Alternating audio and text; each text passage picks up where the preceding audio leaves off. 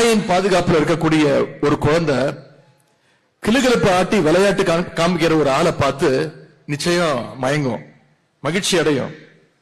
தாயிட்ட இருந்து தாவி அந்த கிளுகிழப்பு ஆட்டுறவங்க கிட்ட போய் கொஞ்ச நேரம் போய் உட்கார்ந்துக்கும். ஆனா அந்த குழந்தை கிளுகிழப்ப காட்டுறவங்க கிட்ட நிரந்தரமா இருந்துறாது. கொஞ்ச நேரத்துக்கு பிறகு அதுக்கு உண்மையான பாசம் தான் என்னன்னு தெரியும். தாயோட முகத்தை நிச்சயம் தேடி பார்க்கும். தாய் கிட்டதான் மீண்டும் திரும்பி வரும். அது மாதிரி இப்ப கவர்ச்சி மாயாஜாலத்தை காட்டி மக்களை சிலர் ஈர்த்திருக்கிறாங்க. இந்த கவர்ச்சி மக்களுடைய கஷ்டத்தை போக்காது, அடிப்படை பணிகளை நிறைவேற்றாது, எந்த பிரச்சனைக்கும் அது தீர்வு காணாது.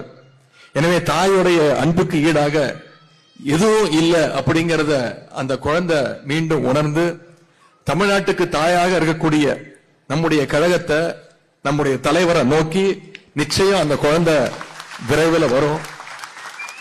நம்முடைய தலைவர் அவர்கள் சொன்னது போல சூரியன் ஒருபோதும் மறையாது, அது மறுபடியும் உதிக்கும், அதன் ஒளியில தமிழ்நாடு மீண்டும் செழிக்கும் என்று சொல்லி